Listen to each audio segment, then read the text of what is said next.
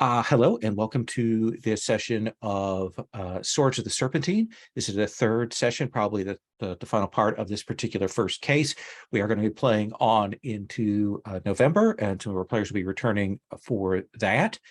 And we are playing a game which is the fantasy version of GUMSHOE. Uses the GUMSHOE system to play out the fantasies, sort of Lankmar, Thieves' World style setting. We're kind of deep in the case. My name is Lowell, pronouns he, him. You may hear us refer to the character keeper. We are using a Google spreadsheet character keeper for this. And we are, and I mention this because this will drive some people off, and I always like to get this right out front. Hey, we're using safety tools. We are using lines and veils, the X card, as well as we have an open door policy. So our lines for the game are sexual assault, torture by the PCs, peril to pregnant women and infants, and then animal abuse. And then we have a veil, fade to black, on any kind of sex scene. So that is the deal of where we're at. We have in our token, refresh token pool, we have 16 points. I mean, gosh, how could you use all those up? We just don't know, that are available there. So last time the group had a couple of conflicts. They were able to find out some more things about the nature of the people who were murdered, that they were associated with nefarious activities. You found out that the person who hired you, the watch captain Teldy, may not be on the up and up, but he certainly hired you to find this monstrous killer. You were able, in the long run, to track that back via vinegar to Marano's, which is a sort of harbor front pickle manufacturer and seller.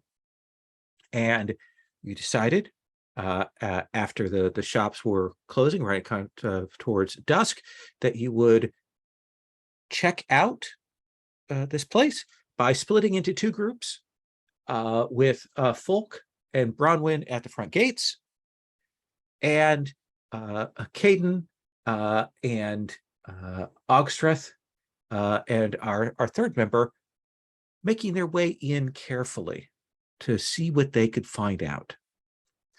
Now, this went very well for a while. Bronwyn and Folk were able to speak with the two owners, Lara and Silea. Silea seems to match the description that you have of the Pangolin, the red-haired person, and certainly Folk did some reading and was pretty sure that there's something strange about her. So there's some confirmation on that. Meanwhile, Caden and Ogstreth went inside, were able to, with such skill and precision, make their way inside, look around, and then, as luck would have it, Caden was able to spot across the way in another building a barrel of vinegar, oddly placed, clearly in the sort of domestic side of the second floor of this household. So they went to go across, and Caden was able to make it across. Caden is a skilled, a dramatic thief who will someday be the king of thieves. And someday soon. And on the other hand, things did not go as well for Ogstreth, who was being carried. And the way I'm going to kind of revise this a little bit, Ogstreth, is that you were being carried by your associate, Orsino, and Orsino started to slip, and he was forced to throw you through the window as he fell to the pavement down below. So, Ogstreth, you hit this vat of vinegar, plunged into it, and then the vat of vinegar went over. And it is definitely herbal, vinegar, strong. And that is what we're taking up right now. Yes, Ogstrith, you are in a pickle. I am a pickle. Yes. Look, Morty. Good luck. Good luck. Good luck. Good luck sneaking up on anything for a while. Ogstrith, you've come, like, I imagine there's a bit of having to wipe the vinegar out of your eyes. You're laying there, sodden on your back. What do you do? Can I see Caden? Caden got in before me, right? I think Caden is probably was like up on the roof edge. Yep. Having secured this. So Caden, you will definitely see that this has occurred, heard the splash, the roll, and so on. Yeah, I think Caden does some quick calculations in his head and decides that Orsino's probably going to be more able to take care of himself. And so he's going to focus on trying to help Ogstreth out of this pickle. Okay. So I am half blinded in an unfamiliar room by myself, prone on the floor. Yes. Got him right where I want him. Perfect. Can I see anything?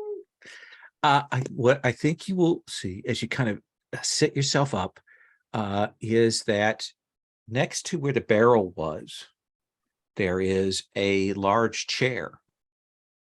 The room itself seems to be kind of you're guessing, a storage room next to the bedroom. It looks like there are some, clothing and things like that in here, wash basins, that sort of thing.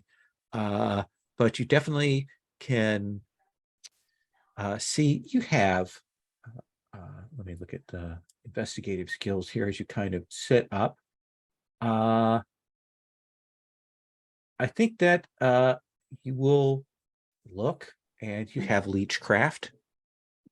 Yes. So you will definitely see, though it has been washed up, cleaned, as you kind of sit yourself up, you can see that there are blood traces around that chair. Like maybe when the floating head dripping organs comes back in to match up to its body that's there, it is a little drippy. And they've done the best to clean it up, but it is still somewhat tainted. Just as a for instance, that could be what causes something like that sort of pattern. But yeah, there might be other explanations, but that's the one that fits the facts in attendance at the moment. I'm going to keep an open mind. Okay. Caden, are you going to swing down in the room? Yeah, why not? Okay. Swing on down. Okay. Take in the scene. You'll see a sodden Ogstreth looking around the room. Find anything interesting in the barrel? Just myself. It's vinegar. Kind of holds a robe of the sleeve under your nose. Seems like we're in the right spot. Yeah. But I do find myself at loose ends as to what we want to do now that we're in this spot. We think the monster comes back here, plops herself in this barrel, takes a nice restorative bath so that she can resume a human form. Yeah. Hmm. That's the room we're in right now. Yeah. I think probably now you're kind of looking at the vinegar and thinking, this has a slightly reddish tinge to it. This is why I did not eat the pickles. Yes. I'm going to come back to you two in just one moment. Because Bronwyn and Folk, you've had this conversation with the couple that have owned this place. They've thanked you. They're shutting the gates, and in the distance, you will hear like a crash and sound of something spilling. And you see the two of them kind of look at each other as they finish shutting the gate, and then they start walking with a slightly hurried pace back towards that main building. You mean, are they closed away from us? Did they shut the Yeah, gate? they've Yes. shut the gate and they had finished their business with you and Like toward the main building, the other building besides the factory? yeah, there's a factory and across from it is sort of the workshop, which you have been able to tell like has offices above it, probably living quarters. Well, that's where the splash came from, yes. Oh yeah. So yes, so we better tail them best we can. Hey, Fulk, So here's the thing: you need to hop this fence then to try and sneak after them. I guess so. Folk. Yeah, Folk says to Bronwyn, did you hear that sound? I fear that our companions may Have put their foot in it. put their foot in something. That's for sure. And those two ladies seem to have heard it as well. I think we better hoof it to see what's going. We better follow along, but we can. Hopefully their attention will be taken. So I don't think hopping the fence is that big a deal, but it is going to be a stealth check from either one of you rolling it with the other piggybacking along, or both of you rolling. I think the difficulty is a 4 because this is kind of a well-traveled area. You don't want somebody to set up a hue and a cry. So how would you like to do this? Let me do it and you follow along. Fulk. Which I indicate by motion, by hand motions, of course. It's like, I'll go. So Folk, if you wish to piggyback along, you can spend a point of stealth to hop on to Bronwyn's Yes. roll. Are you happy with that? Yes, I will spend a point. So that comes to you, Bronwyn. How many points do you wish to spend on this? I spent 3. I think getting detected right now would be bad. Do you have 3? I don't think you only I have did. 2. I had 4 points of stuff. Okay. I took 3 down as I set up the roll. Forgive me. Oh, I think you're looking at the wrong thing because No, it was right. It was here. Because your stealth is 2 ranks. I have. Oh, am I looking at the wrong thing? Yeah, I think so. Ugh. I think you've Excuse stolen me. from Caden's. I stole them Stealth. from Caden. I do. I beg your pardon. I spent both points then. Okay, Because I'm not a fool. then just go ahead and make that roll. Okay, and I got a 3, which is a 5. The 5. So the 2 of you will hop the fence, kind of move away from people spotting you, hop the fence, and move at a distance so you're not spotted behind these pair as they pick up the pace as they kind of move back to the household. So Caden, Ogfrith, you also realize that this has made quite a bit of noise. So It's definitely part of our plan. yeah, okay. So Ogfrith, what's the next part of your plan then? We're hoping Yeah, to. perspicacious one. What's the next part of our plan?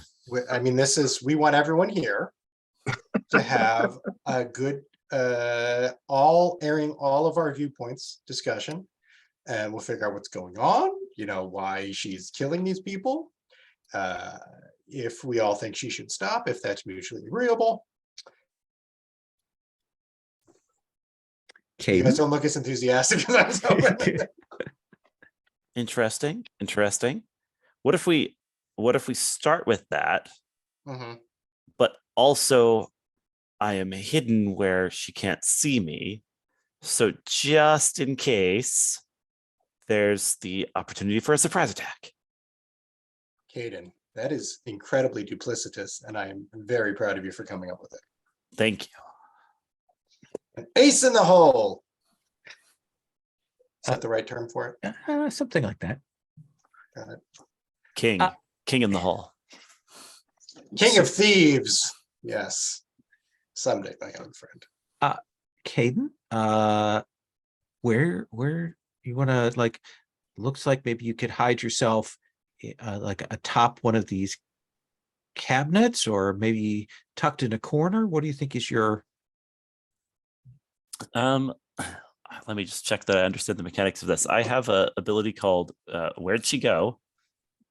Which at the scroll over text says you can disappear and pop up wherever and whenever you want to. I'm just double checking if that's Yeah. the whole of how it works. So what you can do with Where She Go is, when you succeeded a stealth test, you can disappear from a location and appear later in a physically accessible location at a convenient time during the same scene without worrying about how you got there. Yeah. So you could just say, I am going into hiding and I will pop up from somewhere in a bit. Yeah, that seems like the way Caden rolls. Yeah. So speaking of rolling, how much do you want to spend on the stealth test?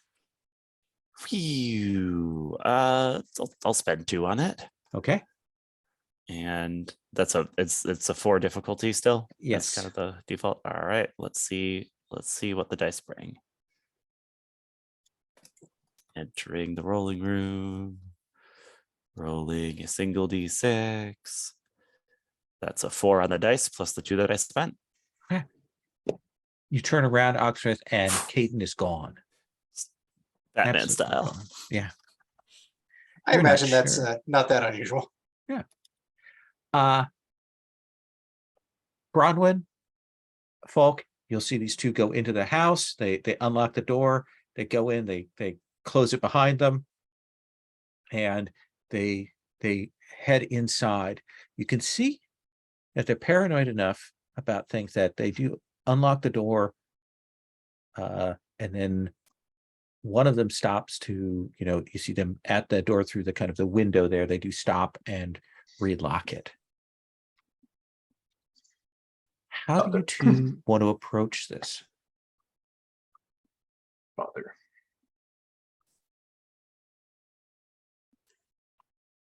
I mean, looking up at the house, do we see anything?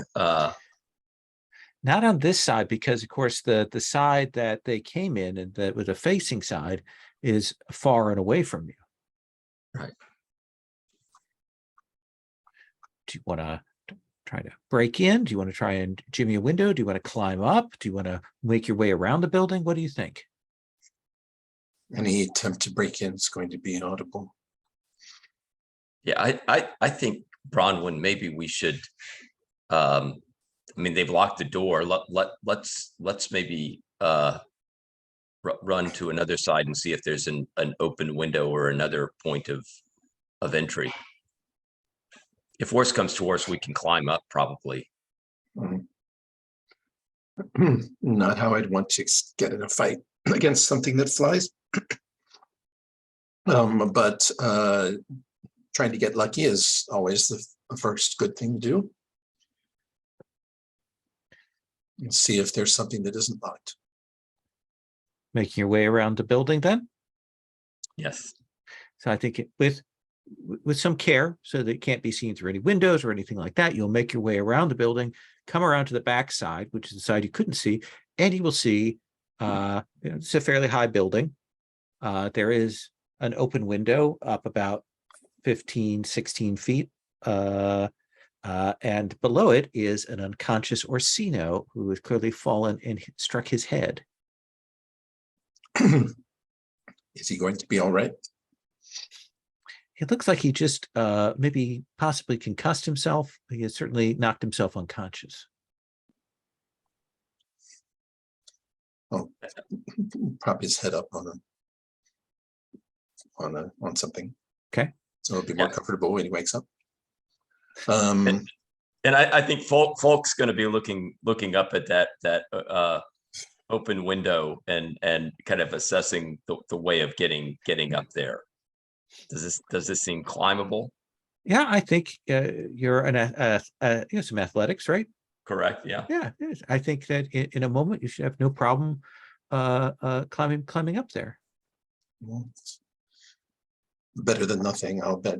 I'll bet it's the way our friends got in there, if indeed they're there. So you can set yourselves to get ready to climb up. Oxfrith, you'll hear the sound of heavy feet on stairs come rushing up the stairs, kind of a door being thrown open in the next room, and then this wooden door is thrown open. What does Silea see? Like, how are you presenting yourself? How are you positioned? Is there a chair that isn't the bloody chair? There is a stool, like a step stool, really that- hard on your back, like very Yeah, low. it seems like I'll sit in the bloody chair. Okay. I'm not getting down there. I might not get back up. Okay. So you're seated there, kind of sit down. Just very relaxed, at ease, a very calming presence. Yeah, that chill that you're getting as the vinegar is cooling from the damp. She throws it open and she looks over at you and she goes, "Who the hell are you?" Ogstreth the Perspicacious. And firstly, let me apologize for the vat. That was unintentional upon it. He looks around. There's vinegar everywhere. The barrel is knocked over. She is now walking very slowly towards you. Yes, sorry, there does seem to only be the one seat here, and given my advanced age, I thought I would be presumptuous and take it myself, if you don't mind standing while we hold our confabulation. Tell me why I shouldn't kill you right this second, old man. Well, because I have not violated any moral tenets like your other murder victims appear to have done with the poisons and the stabbies. I'm not really sure about the other one.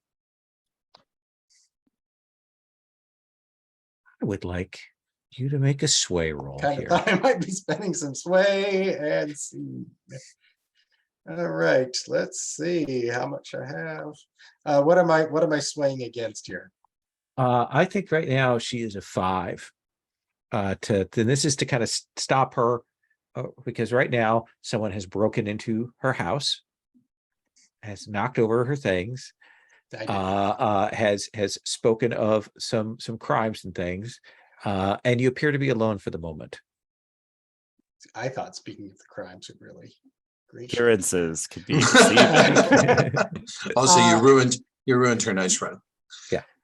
I think if folks are okay with it, I'm going to take 2 from the pool and use 2 of my own to give myself 4 points on this roll. So hopefully I don't get murdered before Caden can do anything. So you'll succeed even on a 1, but we'll roll to see kind of your degree of success here. All right. +4. Let's see.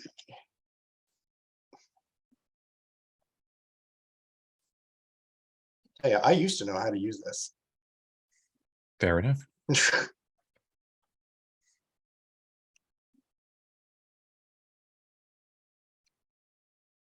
Wow, and it's good I spent everything because that is a 5. So she stops. And you can hear other footsteps coming up the stairs now behind her. And she says, "Go on." Well, it is conjecture, but you must admit it's pretty strong interpretation of the existing facts. This is the red-haired woman, right? Yes. Assuming you are who I think you are, which just drinking the spilled vinegar and the description fits. I do forget the name of the 2 murdered people, but I will Balto? And I don't know if I knew the other. That's out of character, but it could be in character. I think it was Balti and Zara. I think are the 2 names. Balti and Zara did transgress against what they should have done, and I'm sure they got what they had coming to them, but it has caused certain people to sit up and take notice. We've been commissioned to look into it, and well, here I am. So, Falk, Why don't you make that climbing roll? Okay, and then I can spend athletics. Yeah, absolutely. I think it's not a difficult thing. Standard 4. Okay. I'll spend 2 of my athletics points. Absolutely. All right.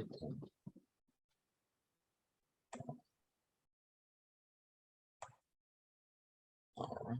So I'm spending 2.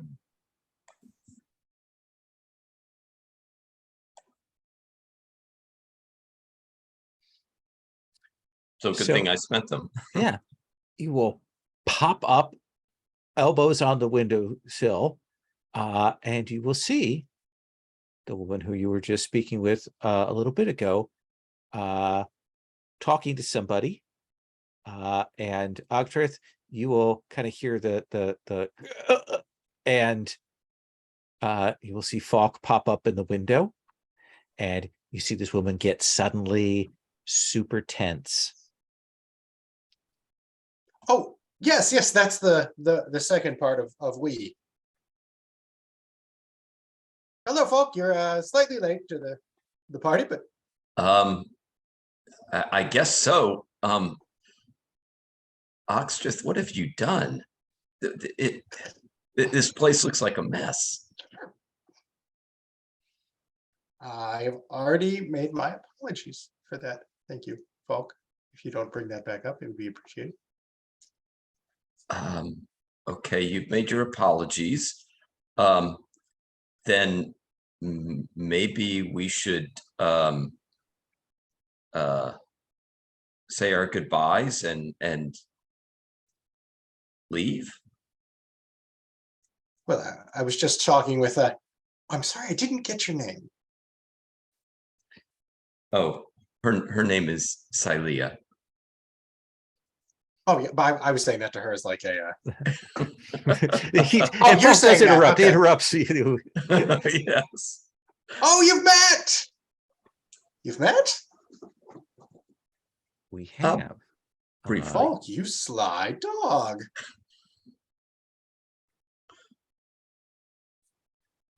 You have a brief span of time to explain yourself. And she kind of gestures at you like, and you stay right there, Falk. Oh, As if to say, don't try to come in the window. okay. And I think Folk is trying to gesture outside the window where she can't see to Bronwyn, you know, Here. making a gesture that things are happening up here. Is that a gesture of like I'm- come on, or is it a gesture of hang on? What do you think? How are you? But no, I think I would be encouraging Bronwyn to do something to get himself up here, to get herself up here. I can't because you're in the way. That would be the problem. How sophisticated a lock was this door? You don't know. You'd have to go back around and check it out. Yeah, I'm not gonna. I'm gonna try and climb past fall. It just sounds like a recipe for falling. So give me some assistance here, Lowell. I don't want to be sidelined from the scene. Sure. I mean, you could easily go back and try and jimmy the lock, or I think knock. I will. I think I will. Okay. So let's look at. Should I knock? What a civilized thing to do. Do you have burglary? No, I don't. It's a big blank. Do you have I have knocking? burglary. That's true. You And I might can- pop out down and unlock the door for me. That's right. I mean, I can if I feel, I guess if Caden feels like Folk is covering the backup role, he can pop up elsewhere. Yeah, you certainly don't see Bronwyn, so you expect Bronwyn must be downstairs somewhere. Yeah. So if I may, I assume Bronwyn, you'll get to that door. Yes, and I'll knock. I'm going to knock gently on the window or the door. You know, just quietly enough that somebody sneaky like Caden might hear. Is that where you pop up, Caden? What's the environment around here? Right now, this is sort of the common like office area where they would bring in guests to discuss business and that kind of thing. Yeah, I think there's like everywhere there's some barrels, right? Barrels of sample pickles or whatnot, right? Right. And then but one of them turns out to be a barrel of Caden as he just pops out of it. For some reason, this one wasn't full of brine, so Caden's not covered in brine like Ogstreth was. He just is still fresh and insouciant as he always is. Hey, Red. Are you opening the door? Oh, sure, I could do that.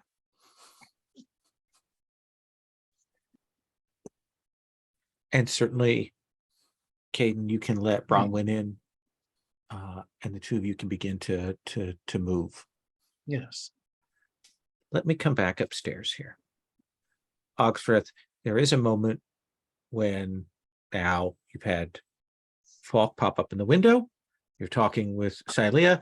You will see Lara kind of come up behind and like looks and sees the vinegar, looks and sees the old man in the chair, looks and sees Falk in the window. And Silea will gesture for her to kind of come in and move behind her, like such that neither of you could get at her. And she will say, Ogstreth, was it? Yes. You have invaded my home. You have made dire accusations. Please explain to me what it is you want. Well, I just want to find out what's happening. Isn't that most folks want to do? I mean, they're not dire accusations. I mean, I'm correct, aren't I? I mean, there's a lot of evidence, Siley. I look over at Falk and be like, come on. So Then you know what you believe has occurred, and let us assume that that is the truth that you believe. Then why are you and this pair, kind of gestures at Falk, here? well, one, I'm a man of science, and I wish to investigate all of Eversink's wonders, of which I don't mean to be too forward. I would count you as one of them. And also, I have been commissioned to look into it because there are certain aspects of our society that frown on what they consider murder, no matter how odious the victim may be. So here we are. Bronwyn, Caden, are you making your presence known, or are you moving up quietly to kind of come out? Because you kind of then form, if you come at that door, kind of pinning them between the chair window and the doorway. I just want to know what they're perceiving here. Yeah, I think as characters, we probably are sticking to the stealthy plan. I think as players, we're probably interested in breaking out of stealth, but it feels like there has to be a reason to do it, right? I think a good reason to do it is not to startle them. So, with your forbearance as a player. Sometimes you do want to startle people, though, if you're ambushing them. Yes, but Bronwyn doesn't want to startle this person. Can you hear the conversation? Oh, perfectly well. Are you kidding? You're audible for 30 yards. So you are making your presence known, is what I'm hearing. Bronwyn will, from a reasonable distance, from a non melee distance, clear her throat.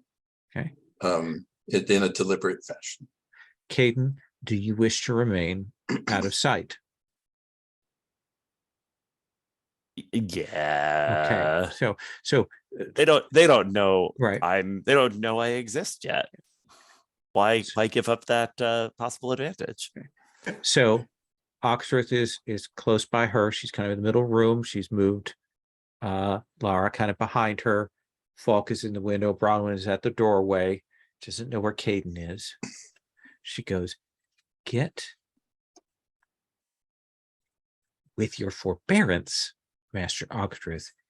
Would you please get to the point?" I thought I already had. Your I think what he's saying is that this can end well or it can end badly. And we are trying to figure out a way for it to end well. If we wanted it to end badly, we would have tried that already. And you really did make a mess, actually. You and Falk both. I have already apologized for that. Good gravy.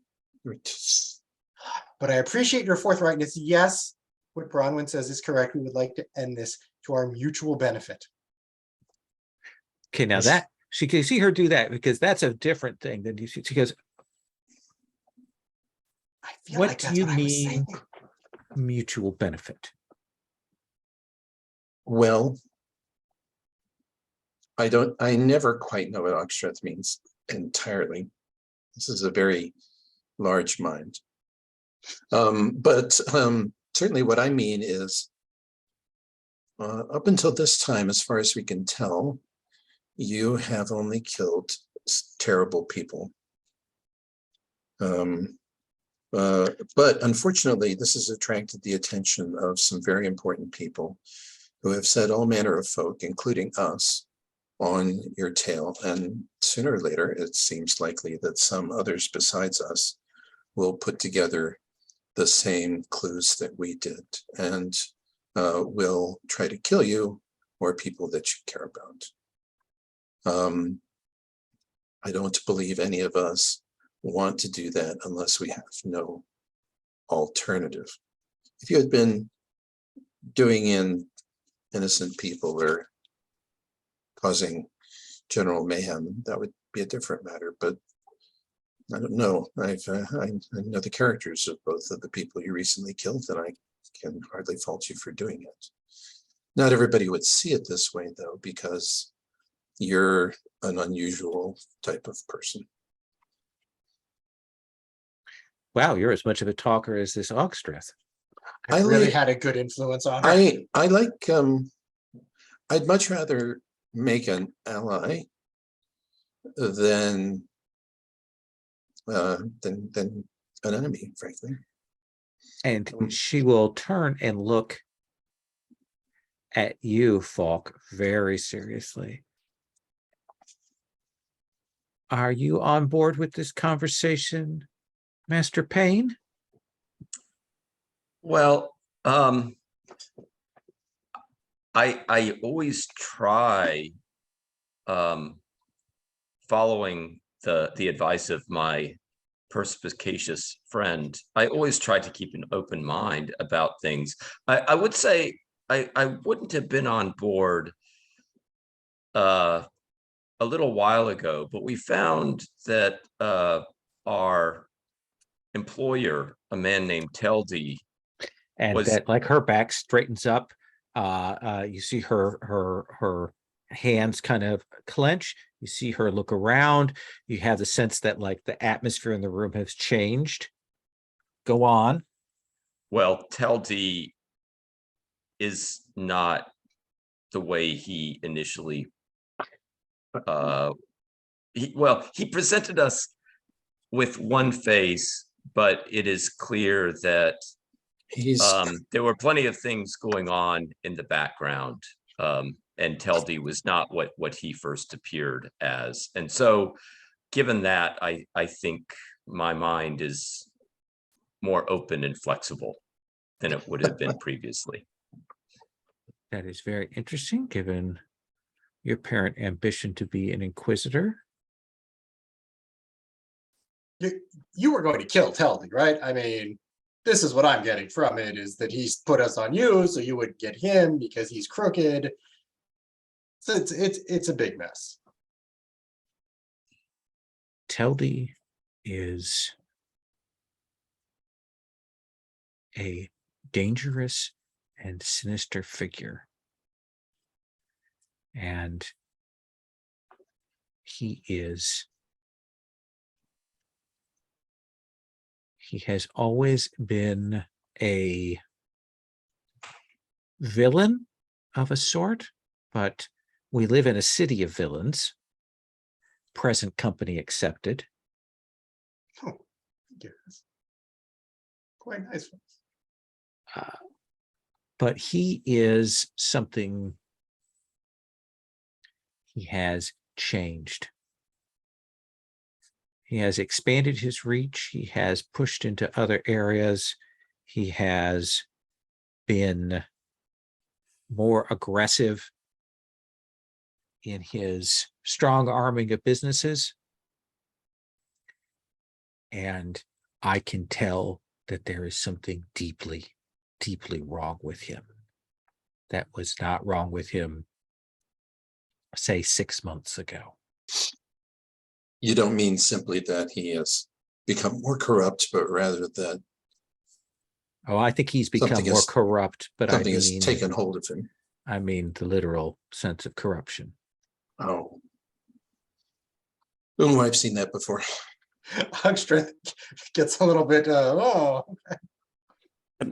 I make a liar's tell roll or check or whatever? Ah, to I think be that's like, a perfect time.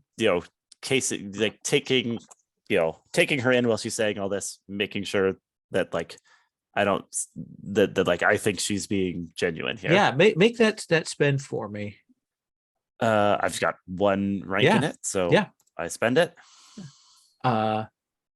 You can tell that she's being very truthful about this.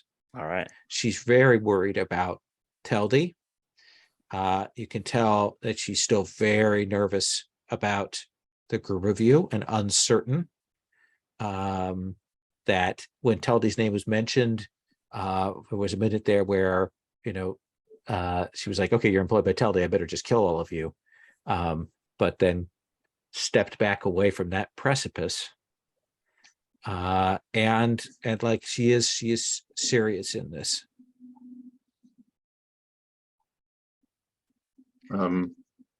Where does this put us?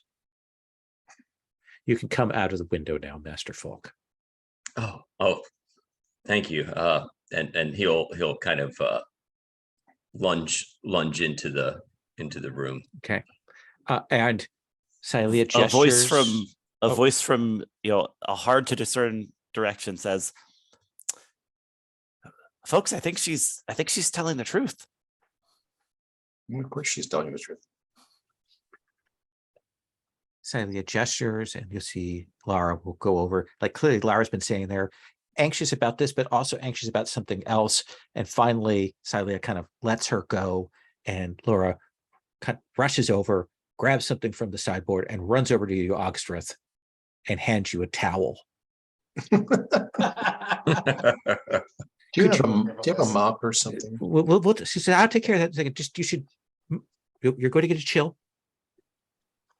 it's very, very sweet of you. You're a doll. I do apologize for that. Miss Silea, my name's Bronwyn. I know who you are. You've said your name. Well,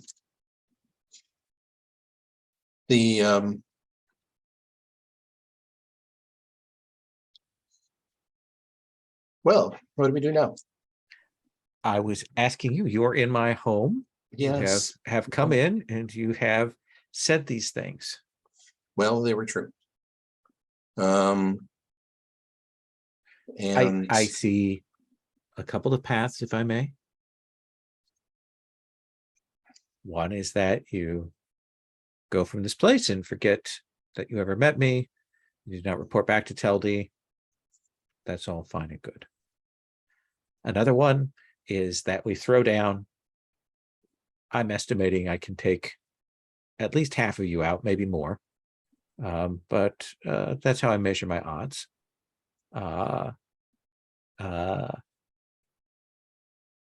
Or if there's another path, you can tell me that. Well, I think it's becoming apparent that we may all have an interest in dealing with Teldy.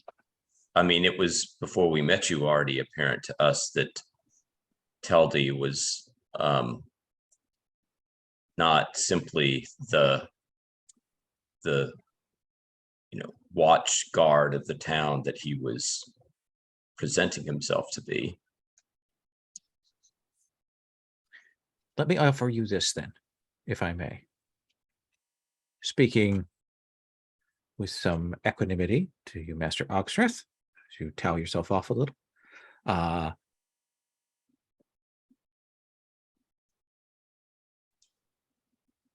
If you will look into Teldy and see what is going on there, if you wish to take time to do that, then I promise that I will undertake no other action against any of Teldy's people or anyone else in the interim until we can have a conversation.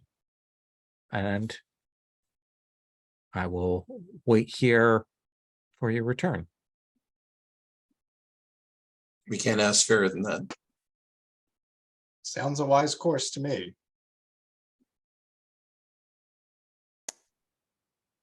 And if you try to go back on your word, just know we'll be watching.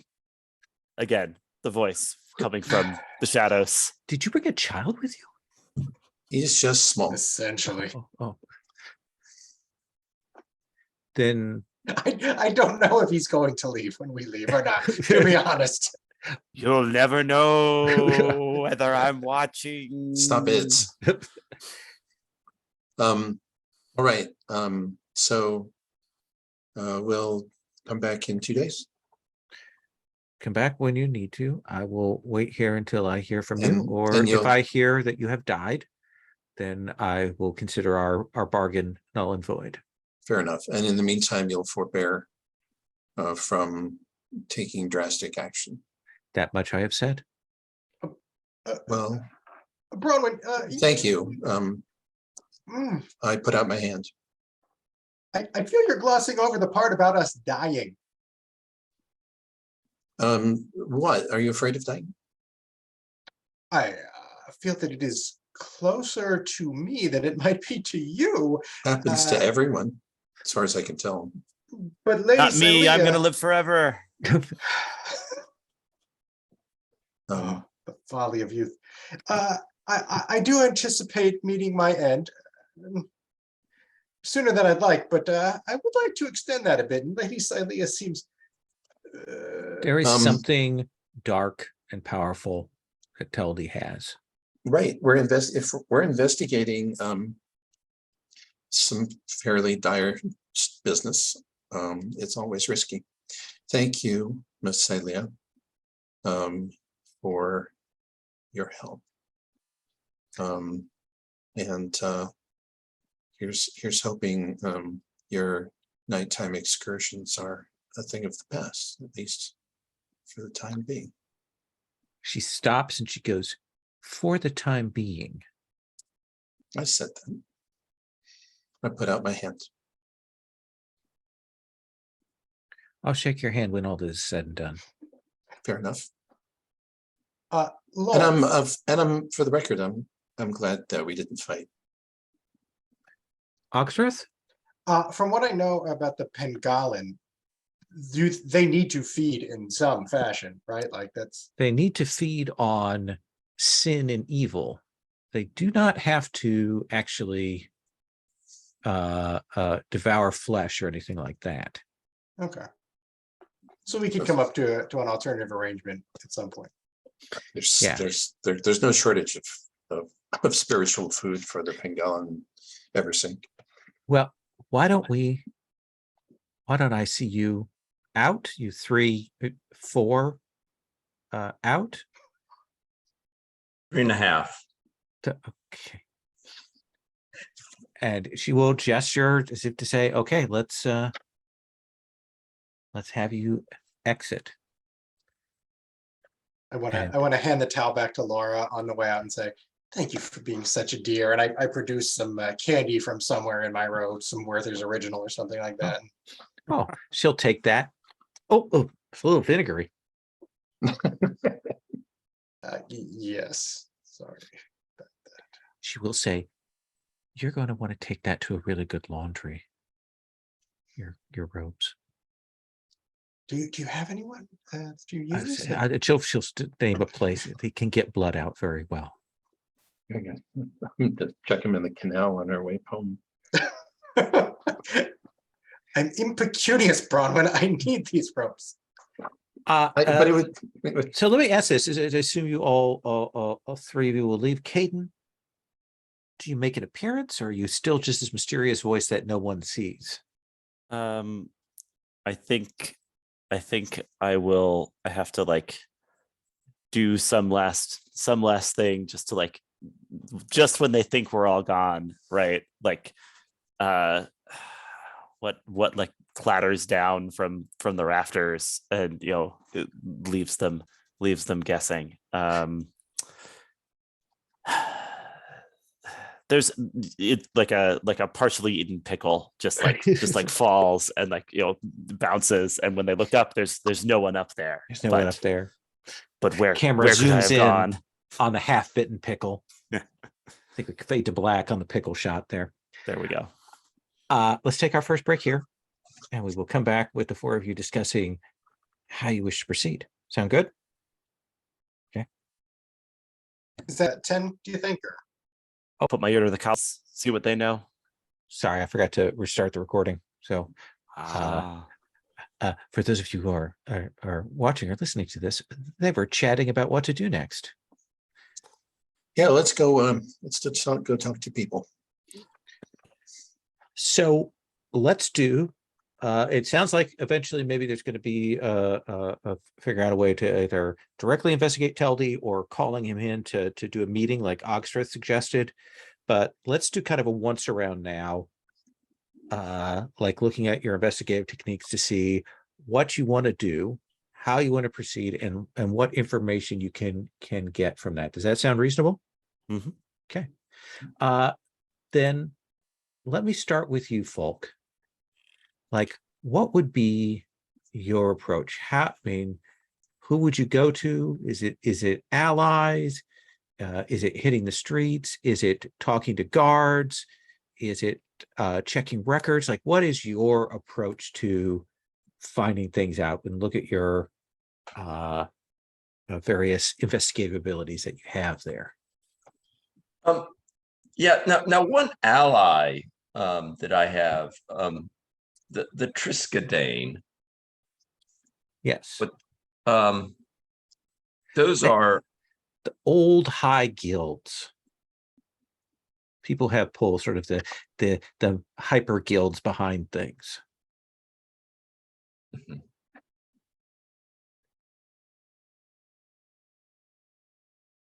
Do you wish to go and consult with Yeah, I think a connection in that area maybe would have some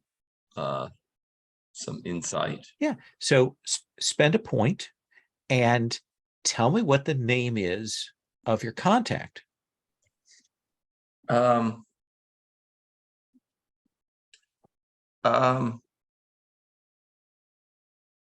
think his name is Sidney Rycroft.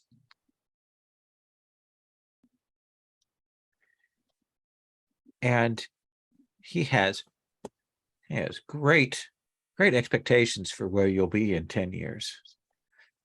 Respected your father greatly. So sorry about his downfall. But you look like you're a young man with a good head on your shoulders. You're going to get far, thanks. But you've come to me asking for help. How can I assist you? How can I be of service to you? Well, I know that the high guilds depend on good law enforcement, the watch. They are interested in keeping criminal elements at bay, but Mhm. perhaps you also then have your ears peeled for members of the watch and the legal arena who are troublesome or perhaps are corrupt in some fashion. Mhm. And I'm interested because I know you have particular interests in that area as to whether you have heard anything. And I can give you a name in particular that I'm It seems interested to me in. that you are fishing for a name. Yes, yes. Just tell me who it is Uh, you're asking about. So has the name Teldy ever come across your notice? He's a He is. watch captain I of know who. some Yes, high yes, yes. position. He holds some authority in the ports, and he is moderately corrupt, or rather, I should say, I would have said to you a few months ago that he was simply moderately corrupt, but he has appeared more and more on our radar because he has been increasingly aggressive in his criminal activities. More arrests of foreigners and more using his position to lever money out of the area. This has been going on for a few months now, to the point where it has become noticeable. He has been much more aggressive in both his legal and his illegal work. It is worrisome. He is, however, still a captain of the guard, and he still has some position there. But if he continues down this path, he will eventually make it such that someone will have to step in. Does that confirm what you believed? Yes, and do you have any sense of the ultimate source of this corruption? Is it coming from inside Teldy, or is there Careful with the word corruption. He is corrupt, in the sense that that most folks who are with the watch have take a little bit of coin on the side, but he is etc. He clearly has some purpose. Perhaps he is in debt.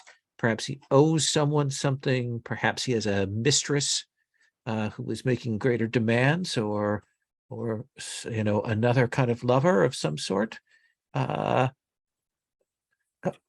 He is.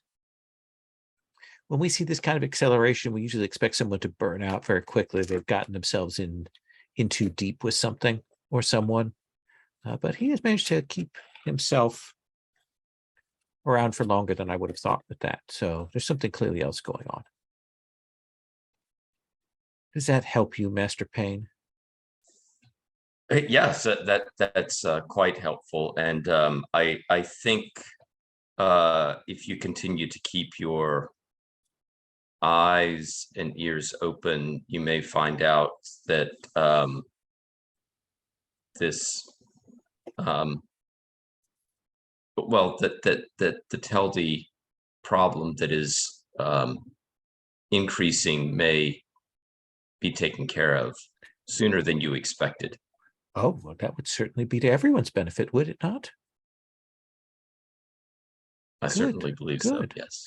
I'll keep that in mind. I'll tell some people. There are always people who like to know these things ahead of time so they can position their friends to take over these kinds of jobs. Thank you. Caden, what is it that you are doing? How are you investigating? What are you looking into? Yeah, so I think it's got to be, ear to the cobblestones, as it were, talking to the wretched refuse of the back alleys and those considered beneath notice. What have they noticed? And you will talk to some people, and what you will hear is that the common folk are, beyond the sort of the more aggressive, like strong arming and extortion, that there are some darker rumors that are going around, and you can spend an ally commoners, I think, on this to get this information. Cool. Yeah, I'll spend one of those points. Let's say Telly has been, over the last few months, there's always foreigners who come in who perhaps don't have the necessary passage money or the right papers, or come in under the cover of things. This is known. This is the lifeblood of Eversink, right? People come in, people go out. But Telly has been much more aggressive in arresting these kinds of nationless folk who come off the ships. Shutting down the traffic. Where do they go when he arrests them? That's the thing. I'm so much good to tell you. So, usually they are fined and would be, if they have money, they produce it and pay off these things, or they get sent to one of the marsh works to work off a city debt for a few months, the simple things. But rumor has it that there are a number of these folk, these travelers who come here looking for a better life, who Telly has taken them and they've vanished. No one has heard from them. Not all of them, not even a bunch of them, not even a lot of them, but some. Some of them. Not hide nor hair, you say? No, exactly. Mm-hmm. Is there some rumor that he's selling them on, or sending them back, but no one knows. But it is known that people should avoid getting in his clutches. This is the sort of person the Thieves Guild has on its payroll. Well, the Thieves Guild, they kind of, the Thieves Guild is a Thieves Guild. It's in need of It'll new be leadership. Different. That's what It'll I be say. different when you're King of Thieves. It will be. It will be. And it'll be a Thieves Guild for the common folk. Thievery for the people. Absolutely. All right. What about you, Bronwyn? I'm curious as to what spends on enemies do. Well, spends on enemies would be talking to the people who are enemies of your enemies. That's what I thought. Now, the monstrosities are just non-humans at the fringes of society, yes? Yes. That I have fought with. And so you can tell me whether these are going to be mercenaries or whether these are enemies of monstrosities, because either one makes sense. And yeah, because I am finding either the kind of mercenaries that deal with dirty jobs, of which I know quite a number of them, or other people who are involved in like activity. You will, kind of asking around, and eventually you'll get directed to a guy who like hunts some of the dangerous kind of monsters in the city, but also like has some contacts amongst the non-humans, like really runs that kind of liminal area. What is his name? His name is Harfax. And He has a scar where one eye was, which he does not patch because No. he likes the effect that it has. yeah, every once in a while he'll put something in there to kind of throw people off, just to Yeah. freak him out.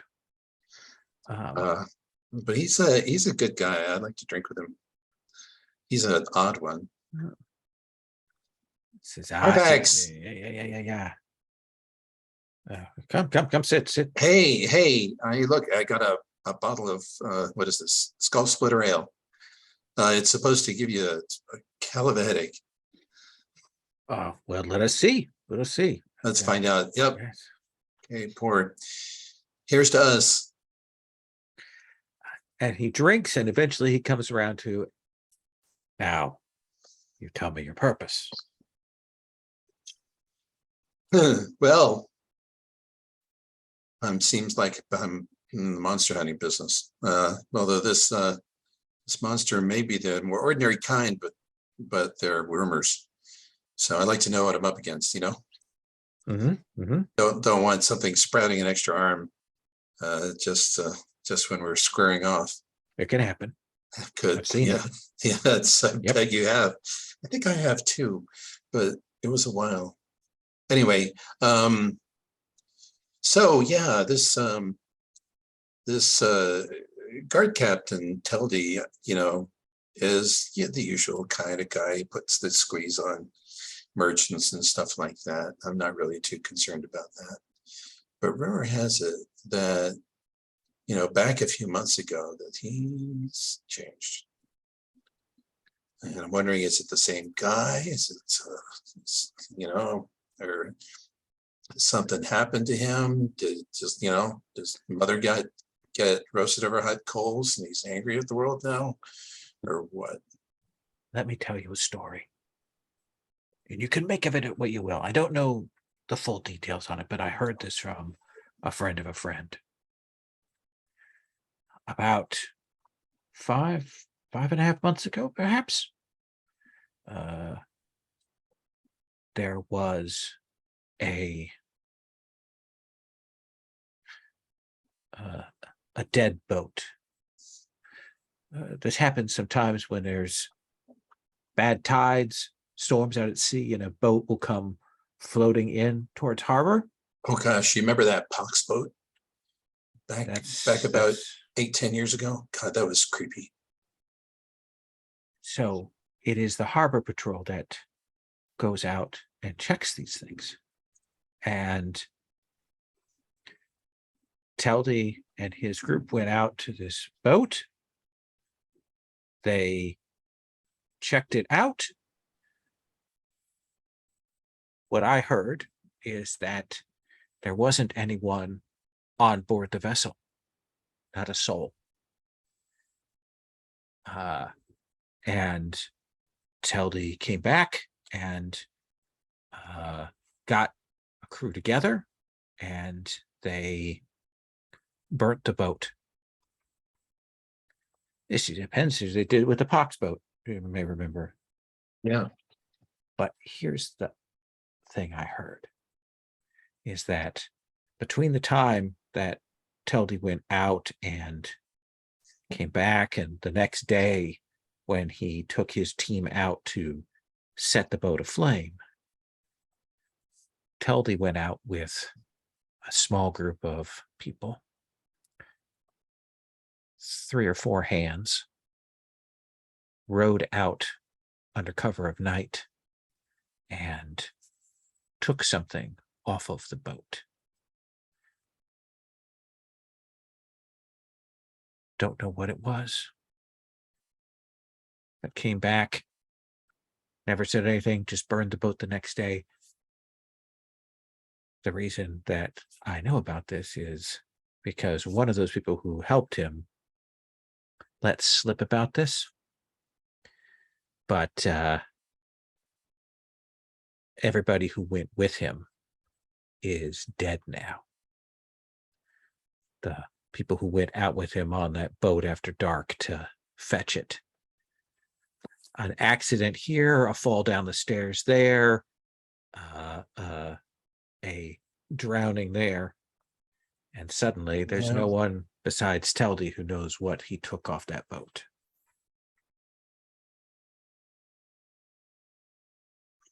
Nice. Does that help? Sure does. Good, good. Let's get Excellent. drunk. We can tell old stories. Fair enough. Oxtreth, what about you? Shall I assume that I have gotten the gist from the other folks? 100%, yes. Okay. I want to find out more about the corruption and the evil doings, and I'm wondering if maybe the best way to do that is to go right to the man himself and just see what kind of feel I get from the corruption, or Yeah. You want to shadow Teldy and see? I was thinking of just meeting with him, but I'm not good at shadow. I'm much better at smooth talking and corruption myself. Absolutely. So you can send a message to Teldy that you have some information, you wish to meet with him. Yeah, something along those lines. Okay. Yeah. Absolutely. I'm thinking more along the this investigation is very difficult. We're looking for more leads. Do you have any more information? Let's meet at the cafe on the bridge. And Teldy will meet with you. You do it in the public, so it's much less of a chance for things to go wrong. When public, you say, where any given pickpocket might just happen to brush against one of our interlocutors here. Are you going to steal my purse again? I mean, yes, but only incidentally. I was probably going to try to see what I could get off of Teldy. So, Caden, are you somewhere around while this is going on? If that's cool with you, Keith. Oh, yeah, absolutely. Yeah, cool. So Teldy will meet with you. He looks unhappy because there's been no news. And he will say, it was Oxtreth, wasn't it? Yeah, yes, we've met before, Watch Captain. I know, but your name it eludes me. Most people find it very peculiar. That's the problem. It's weird. I must be frank with you, Watch Captain. It has been difficult. Whoever, whatever, has committed these atrocities is proving quite wily. Although I will say it's not so much what I'm saying. I'm just trying to feel for corruption, like in his aura or whatever it would be. Sure, because right now he's getting like a little angry, like you're coming and making excuses. He doesn't. He's not here for excuses. So does this feel like you want to spend a point of corruption? I was wondering if that's what it would be. Yeah, I think that could be possible. Done. What, when you do that, what are your spheres of magic that you use? I have statuary and illusion. What do you think it's like when you extend your senses through your magic? What does that look like to you, or what do we see on screen, or how do you think that appears? Kind of picturing it as like my hands are on the tablecloth, and I feel like almost there's an imperceptible ripple going across the fabric, and then up his clothing, and kind of all around him, just kind of an engulfing gesture happening. Like kind of feeling, this is the contours of a regular human of this sort, and where doesn't it match up? And I think you're talking to him and looking at him and chatting. And before you had a brief conversation with him, but here you're kind of trying to hold him in place and stuff. And I think one of the things that you will get is there's a smell off of him. It takes you a bit to get to. It's like catnip to him. But no, and it's kind of a sour smell. And you realize that it's kind of a smell of someone who's sick. And I think that you will kind of concentrate, extend your senses, and there's a brief moment where you get a clear vision of these things moving inside of Teldy, these disease spirits, like in there inside of him. And like they're incubating in there. He must be feeding them somehow, and they're certainly giving him power, but it's also that he has these horrible things, and they're buried down deep. Hard to tell, but your magic, you see through illusions. I think you can see just a glimpse of that. And he's like, was something wrong? Why are you looking at me like that? It's just such a difficult case. Well, I pay you and your companions good money to figure it out. Do you have any leads? Just that it seems that whatever's doing this is some sort of corrupted being, something unnatural. Well, find it and kill it. Of course, Watch Captain. That is what you're paying us for. Just I wanted to make sure we had all the information. I don't want to hear anything from you again, except we've completed the task. We will make sure that the foul thing meets its end. Good. Watch out, governor. And there's like a, I don't know, a raccoon running through the streets, and Caden comes after it like he's chasing the raccoon and just accidentally brushes up against Teldy while chasing the raccoon. Absolutely. I think you'll kind of grab from his pocket and move on. So I could spend for burglary if you want me to. Well, what's the investigative ability you want to spend here to do this? Oh, it can't be a general ability? No, general ability, we would make a roll to take a particular thing. You're trying to like gain some information here, right? This is true. I guess it's servility, right? Yeah. Fitting in with common folk, fading into the background, Perfect. making it feel like this is just part of the weird texture of Eversink's underbelly here. Yeah, make that spend. All right. I have done it. I think that you will pull out a pouch and you're kind of zip away from that as quickly as you can. And you can see that it's the kind of what you would expect of like an herbal pouch for an herbal treatment, or to keep things fresh, or to fight off diseases or something like that. But it is blackened, like whatever potency it had has been drained away.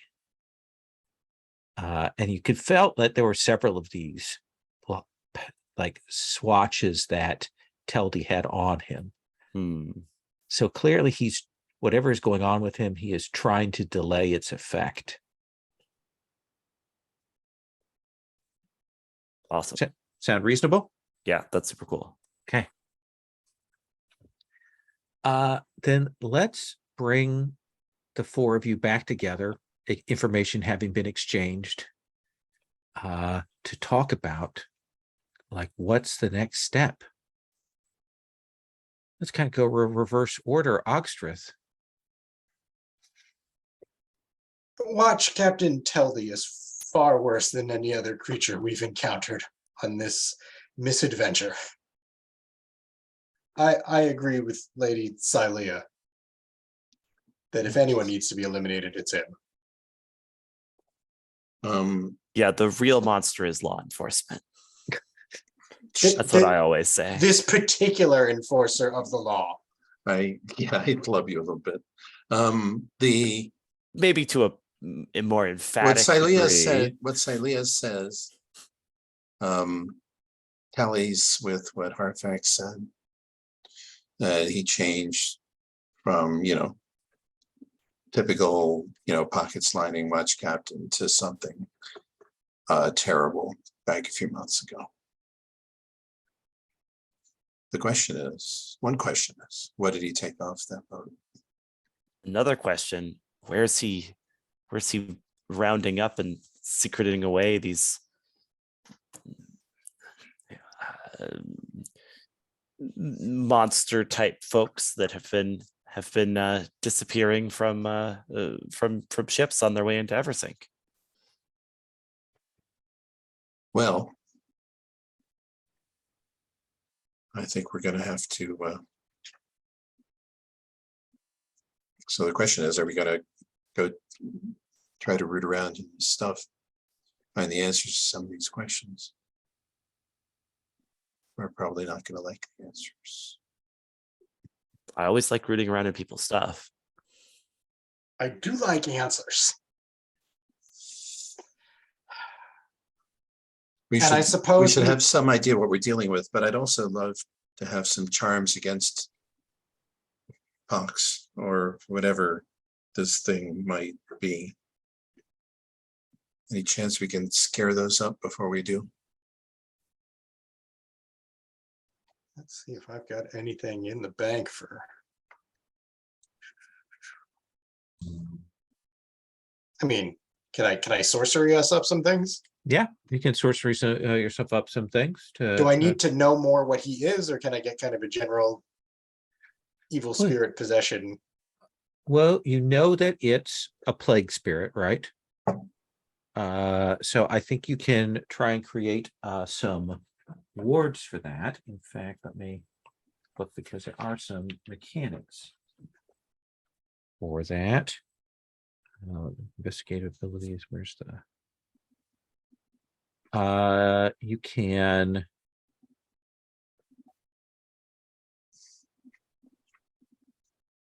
let's see, describe it. You can basically try to create a little bit of a temporary health to protect you from the disease stuff. Do you want to Sounds try like a and good plan. try and do that? Basically, that's a sorcery spend. How many points do you want to spend? Just a straight spend or a spend and roll? So and it's not going to be a roll. Essentially, I think you can create like temporary talismans to help protect against this kind of disease-based magical harm on a one-for-one basis. So how many charms do you want? How many points do you want to spend? So with the pool points, can I spend above my rank or no? So you spend your pool, and then you can spend some more from your own pool, and then you can spend from the Okay. existing pool. So yeah, you can do that, but not more than, I think, double what your sorcery is, like 8 or 6. 6. Yeah, drop Yeah. down a bit to Okay. get some corruption. Right. All right, so I think I'm gonna go 8 total, Okay. 2 from the pool and everything I've got. So we all have 2 points of protection. Okay. Yeah, I feel better. What Where does these should look we- like? Where should we note that down somewhere? Is that a Yeah, let's well, I'll kind of mark that as 2-point health disease armor.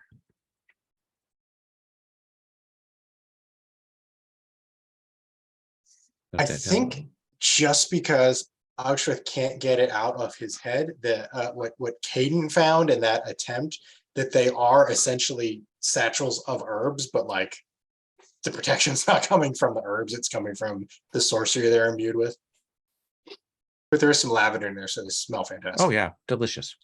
I still have some contacts at the botanical gardens of the church, so we've got some good things in there.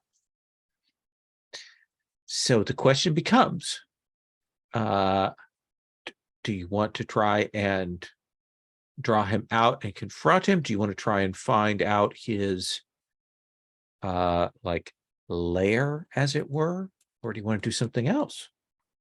Well, folk, you would say, well, I have a sense of how this type of operation may be working, and if we wanted to get a sense of where Teldi was holding his operations. I think we could probably find ship manifests of ships that were coming in, find a likely target that Teldy would be after, and we hang back. And if he was wrestling up somebody from the ship, we could try to follow him back to where he was taking the people he was wrestling up. He's going to have help doing something like that. And if we're going to confront him, I'd rather confront him with as little backup as possible. Folk, are you proposing that we confront him, or that we just collect information on where he goes and what he's doing? Well, I think finding out where he's operating from would probably be pretty useful. Because I feel like if we do want to confront him, Silea might be a good avenue for that. She has certain abilities that some of us, myself foremost among us, lack. But I like the idea of learning more. I think we know plenty. And I don't like what we know. And I think sitting on it is just waiting for something bad to happen. But that's just my feeling. You're no longer curious as to what he took off the ship? Oh, I'm curious. And I'd like to find it in his house after he's dead. I'd like not to him be able to draw on it, whatever the heck it is, before then, ideally. Unless you think we can, by destroying it, maybe we can weaken him. You never know with these horrible sorcerers things.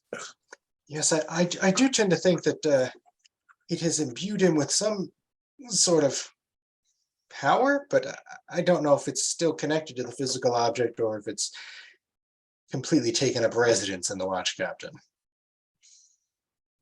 His insides are not pretty.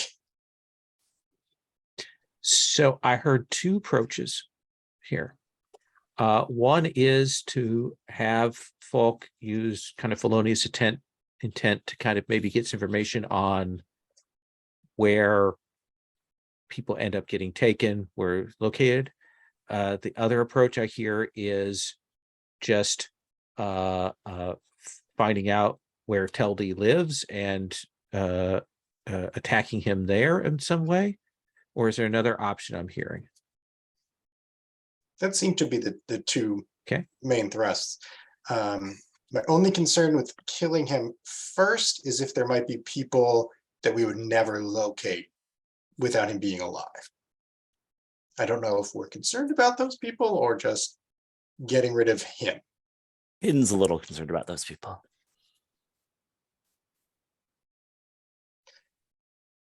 So get information and then kill him? You can always kill someone later, Ron. I've been telling you this. You don't need to kill them immediately. If we ask a necromancer, we could kill him and then ask him afterwards. But that is just trading one problem for another. You don't want to traffic with necromancers, Kate, and I don't know how many times I have to tell you this. Yeah, their rates are really steep. That's true. Also, they don't have a problem killing you and then doing the same thing to you. Falk, do you want to make that felonious intent spend? Yeah. Let's try and draw him out, get him away from home. Falk? Yeah. Do you want to make that felonious intent Yes. spend? Okay. Yeah. And that's just a one spend. Yeah. Yep. So I think kind of what you described, it kind of follows like this is that kind of check on the manifest, you check with people arriving, you look for a likely situation, where the vessel gets pulled up, and Teldy is pretty aggressive about this. So this probably happens that same day that you look for it. And you see that they pull some people off who clearly are a little bit, hanky to them, that they can apply some pressure to, and they gather up a group of people, 5 or 6 folks, And there's clearly some, discussion, distribution of things. And the point that kind of sets you is that some of these people get sent on, to essentially some holding cells, but there's one of them that Teldy like puts his arm on the shoulder of and marches him away from the others. And he will follow along behind him. And it's not too far. It's still on the docks, but you will see that it's what looks like one of the warehouses for maybe confiscated goods, but one that is decrepit, that has decayed over time and probably isn't used. But Teldy will open that up, push this guy in, and then shut the door behind him. And it's very clear that this is like off the books. And I think that with your sentinel senses and Ogstreth with your sorcery senses, you can tell that this is a bad place. This is where Teldy takes these people to do whatever he is doing. Let's take a quick 3-minute break, and then let's come back on that note. Sound good?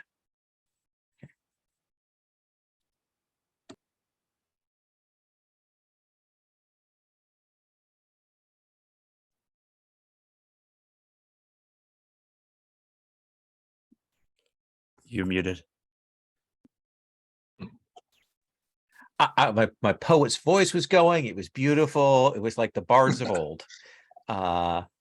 So you're outside this kind of ramshackle warehouse, out of the way, far enough away from places that neighbors wouldn't hear anything untoward or feel the bad vibe.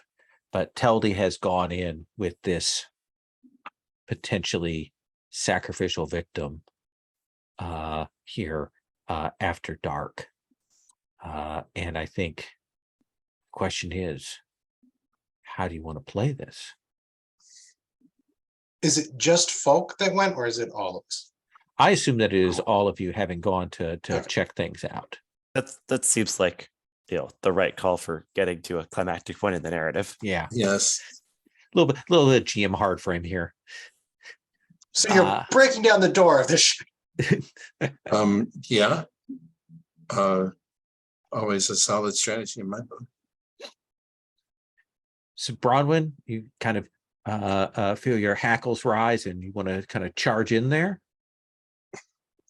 Well, I want to make sure everybody else is ready. Nothing great about leaving your allies behind when you're dashing into the lair of a horrible monster with unknown powers. Folk, you kind of led the path here. What's your plan? Are there multiple entrances to this warehouse?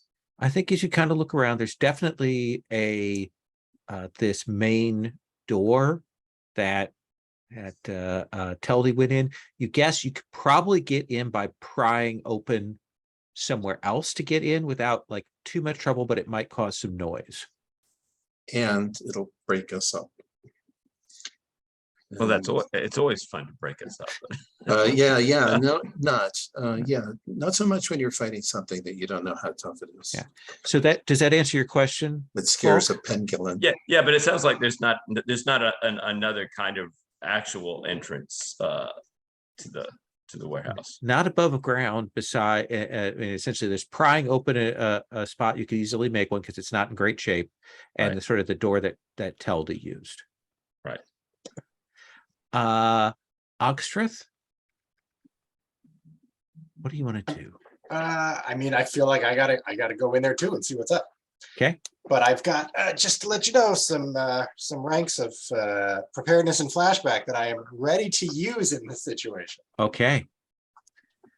Didn't you have a violent acid? Probably, I have a lot of things. There was a lot of Corrupted poison, blood. so that certainly the fiction is available for the various poisons that you might have picked up at the one guy's household. Caden, what about you? Yeah, I'll tell Bronwyn, Red, if you want to charge in there, I've got your back. You might not see me, but I'll see you. Well, make preparations, folks. Because here we go. So Bronwyn, you're heading in. Falk, are you behind? Yeah, I'll back up. I'll back up Okay. Bronwyn. Oxtreth, Oxtreth, are you shoulder to shoulder, or are you maybe a little bit I'm behind? just a little bit Okay, behind. You know. Just a little bit behind. Okay. It's the spellcaster's position. Yeah. And Caden, you are hanging at the sidelines, getting ready to act, kind of thing. Yeah, I mean, I think I'm coming in on their heels, and then in all likelihood, quickly merging with the shadows so as to move around this place and do sneaky thief things. So Bronwyn kicking down the door, right? Okay. Kick down the door. It probably splinters under your boot. This is not a particularly well-made thing, but immediately, as soon as that comes open, you'll be hit by this wave. Like you've been in places where there's sickness, where there's illness, fevers and sweats and all of that. And I think there's a wave of that will wash over you as you come in. And you will see the kind of skeletal frame of this warehouse. There's some boxes around, and you will see across the way, you see Teldy has almost what looks like a great big, like sort of weird wooden structure, like a little fence, circular fence kind of thing, like maybe an indoor pen. And you see he's standing up and doing this.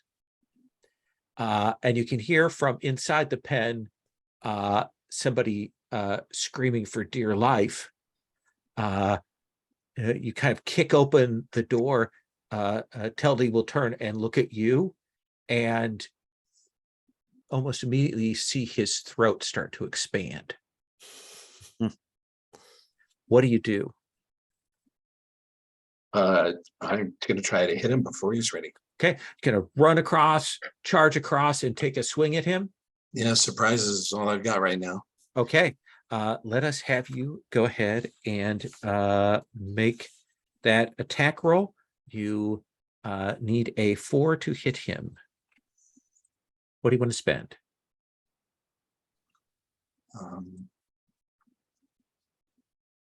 And margin is good, right? For attack. Margin is good, yes. So yeah, I'll spend the 4 I have Okay, in my pool. then let's have you roll.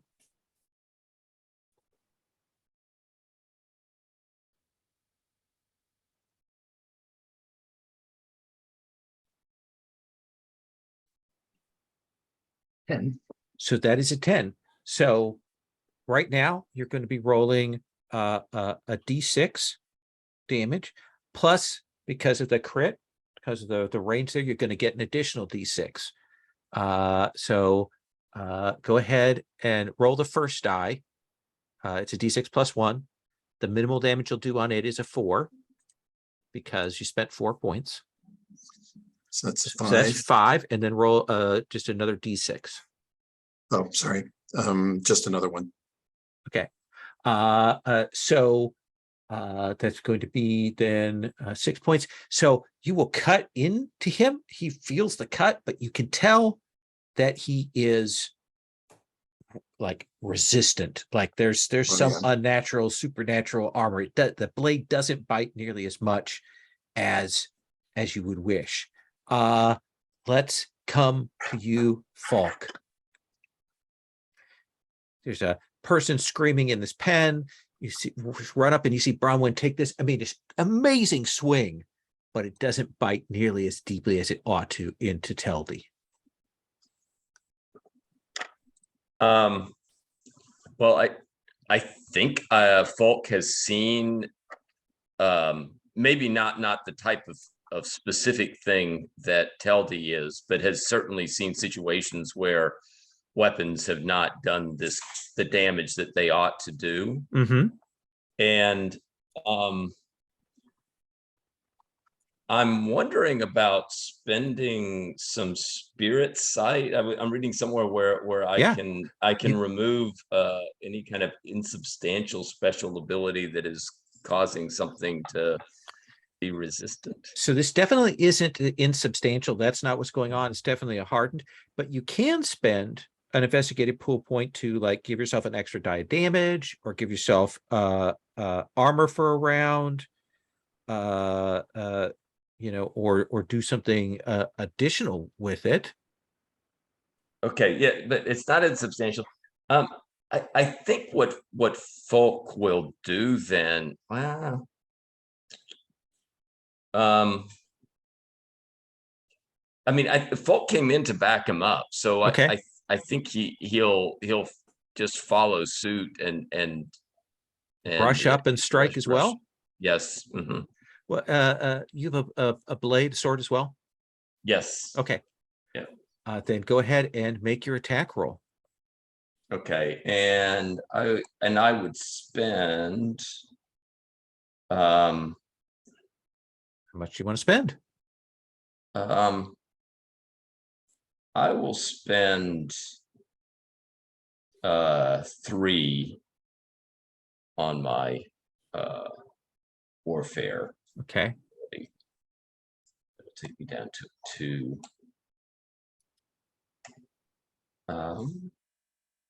And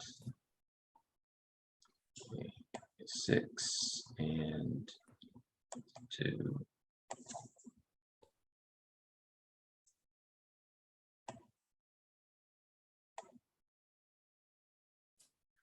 So that is a 7. So that will hit. So go ahead and roll a d6 for damage. Your minimum is the points you spend, so minimum is 3. Yeah, and I think that the sword is +1. Yeah, damage +1. Yeah. So a d6 +1, minimum damage is 3. Okay.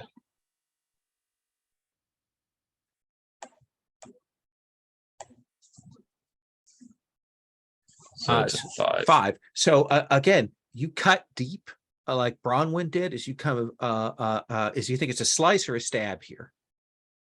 I think my coming from behind is probably a stab. I mean, Okay. he probably, I saw Bronwyn do a good slice, and so he's coming behind with like a hits to the side, cuts into there, and kind of goes across and definitely hurts him, but doesn't drop him. Ogstreth, what do you do? As someone with leechcraft, Uh-huh. does it seem like he's being hurt by these blows and just not as much as he should be? Or I think it's easy for you to tell that he is supernaturally resistant to damage. He is being hurt, like it's cutting into him. It is doing damage, but essentially he is naturally armored by whatever force is compelling him. strong but not immune? Yeah. So they are doing something. Okay. Ken, do you want to do anything before I do my thing, or are you still hanging out in the shadows? I'm probably gonna check out the person, the victim here, the person in the pen. Okay. Should I do my thing? What is your thing going to be? Well, you'll find out in a minute. I'm gonna spend some preparedness points. Okay. Is that a roll? Like, how does it work? Do I tell you what I want to have So done? you tell me what you want, and I'll tell you the difficulty. What is it you want to have? Great. So I want to flashback to meeting with Silia and telling her my plan and saying we're I'm telling her what we found out already. This is like before tonight, and Right. it seems like you're right. We're trying to figure out the extent of it and what we want to do, and we may be able to set up a buffet for you of sin. And I tell her what's going to happen is the statues will sing to her of his location. Okay. So as we were coming here, I was whispering to all the statues that I passed, like when you hear the word, I want you to call it out when you hear the word. And now I have a little, carving in my robes that I pull out and say, sing little one, and toss them out the door to start the line of song back to where Silea is so she can find us. Perfect. I think that's a difficulty 4 for preparedness. Well, I got a lot of points, so I'll spend 3 of them Okay. and roll. What does that song sound like? That's a good question. Is it harmonious? Is it churchy? Is it discordant? Is it stone? Like, I was trying to think if there's something that would resonate with Silea, but I can't think of anything that would have worked. So I think it is just like a very, oh no, each one's doing a slightly different note. So wherever you're standing, you hear a different harmony. nice. If everyone gets together afterwards, it'll be like, that's not what I heard. Nice. Go ahead and roll. All right, and I said I spent 3, right? Yeah. Oh, I got not a bad roll. 8 altogether. 8 altogether. So yeah, that sound and it travels across the city, and I think we see a shadow move across the moon, following the sound of this music back across there. Caden. Yeah, so I'm gonna scurry over to this pen and see if I can make out what's going on with the person inside. Hello? Do you need help in there? You look over the edge and you will see that person that he brought with him is on his back, and he is wrestling with a figure that's maybe 2 feet tall, made of ichor and disease, as this disease spirit homunculus is grabbing onto him, and where he's grabbed him, you can see the skin going black and blistered, and the homunculus is clearly like spitting disease in this guy's face, trying to infect him. Yeah, that seems bad. Yeah. I stuff one of the like protective pouches just like in my mouth, hold my breath. Yeah. Well, I think, Yeah. better safe than sorry here. Hold my breath and try to vault into this pen to stab the disease homunculus. Okay. Let us have you make that attack roll. All right. I'm going to spend my single point of warfare on it. Please do. Need a 4 to hit this. Let's do it. That's a 5 on the dice. Makes it a 6 with my spend. Yeah. So roll me a d6 plus 1. Plus 1 is for the swords thing. Yeah, I'm like he's like notably awkward as he achieves it, because he doesn't really like to use swords, but sometimes you see a diseased homunculus and you just have to stab it. That's a 3 all told. 3. I think as much as anything, it's that you kind of get the flat of the blade and catch it, and it's more that you knock it off of this guy than you do that much damage to it. The thing kind of rolls across, kind of shifts so that it's standing and facing you, and comes running back at you. It looks just like a tiny humanoid shape made of black ichor. Yeah. And it's at that point that I come back and we'll do his action, and Teldy will cough up another one of these spirits onto you, Bronwyn. And I will roll for this. Let's see here. So this is actually that. So we'll spend. What is your morale threshold? 3. 3. I'm going to say yuck. Yes. So it will hit you in the face, and it's a shock when it comes out, and it's a horror. And you are going to take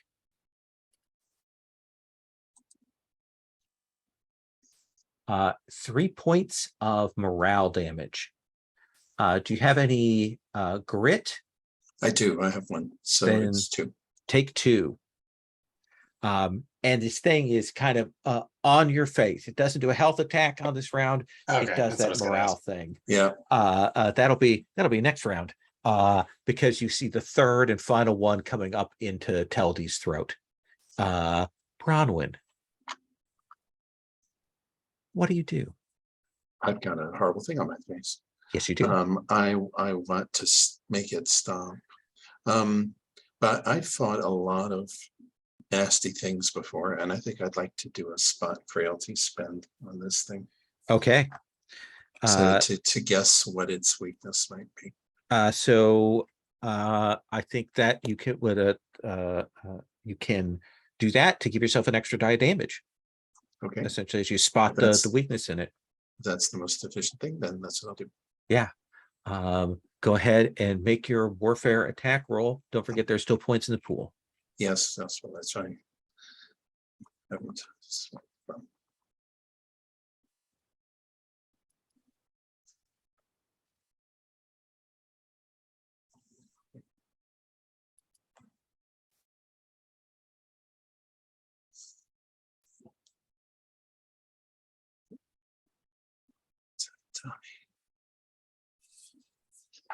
Not on that roll.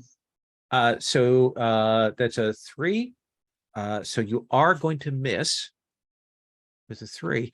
However, if you wish to, you can spend mark one of your drives if you think it's appropriate to get yourself to the 4 that you need to hit this thing.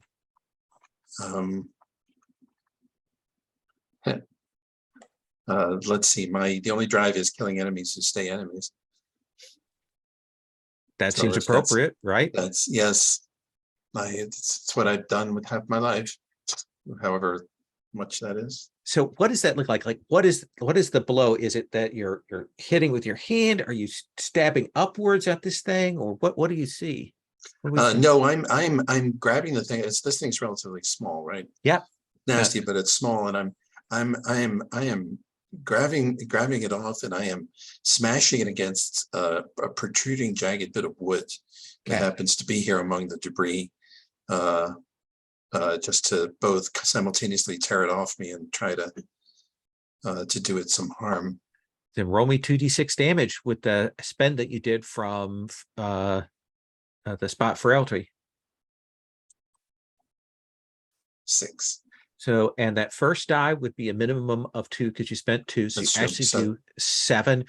So like hit this thing against thing, and like you can feel it give. It is still up because it is supernatural. And your hand is kind of feel that burning, like there's something wrong. You feel the pins and needles in it. But it's not quite dead yet. Let's come to Falk. Well, I think Falk, horrified to see what's going on with Bronwyn, but I think he'll just use the opportunity to take another attack at Teldy. Okay. And I have 2 warfare left to spend. Investigative abilities can be spent to give yourself +3 on an attack roll, to gain a die of damage, give yourself armor, increase your health or morale threshold. You said investigative abilities? Yeah, any of those, like any of your sentinel abilities, if it's appropriate, you could spend to do that. Okay.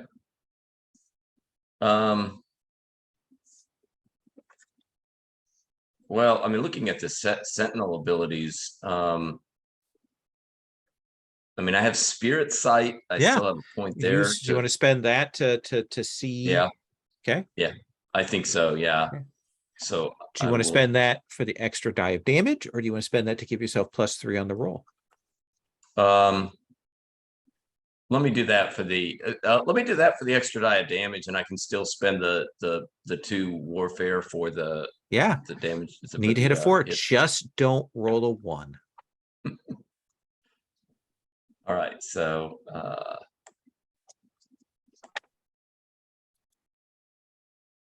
I got a rolled a 5. So that will hit. I'm sorry, I rolled a 3, but it's a 5 Yeah. for the. So you're going to roll me a d6 plus 1 damage first. Yes.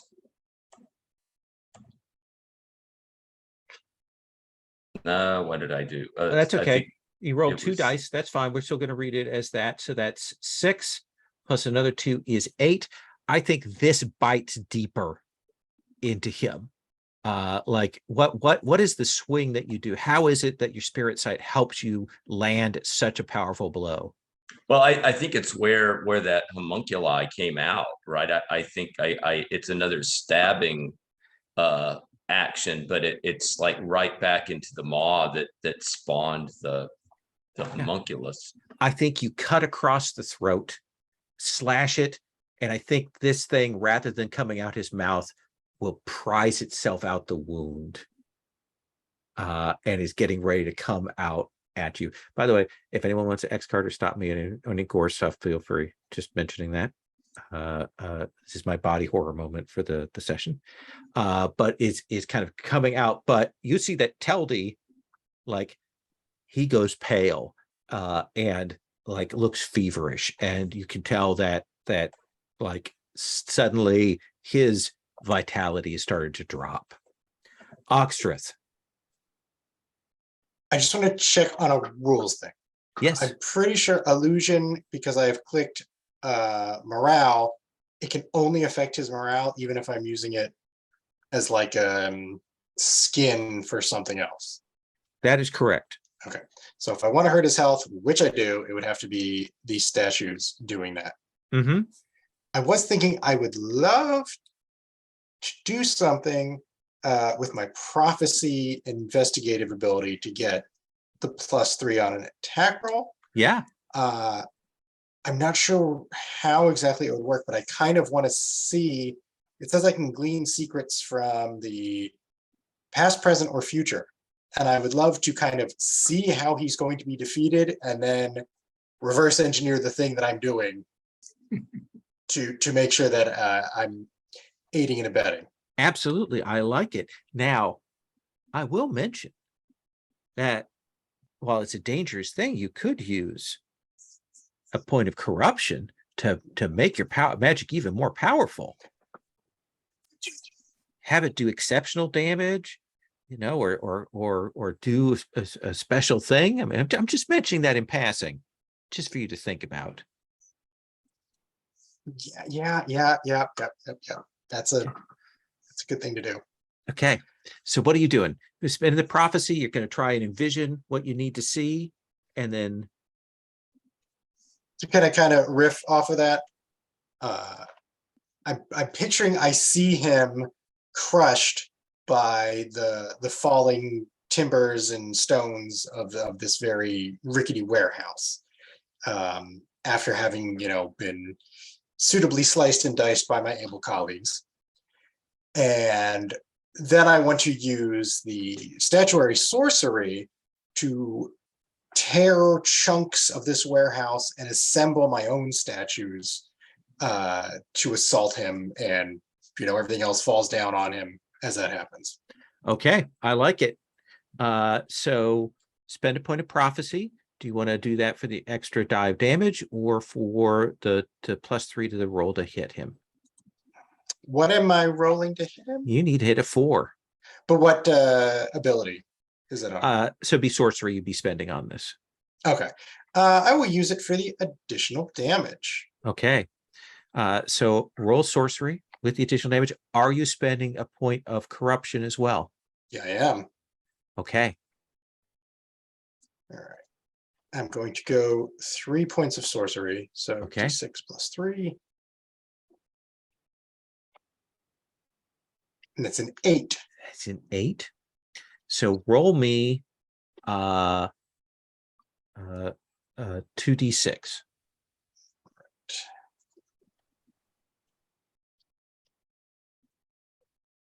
Or So 4. Corruption does that. I need you to make a health test difficulty 4.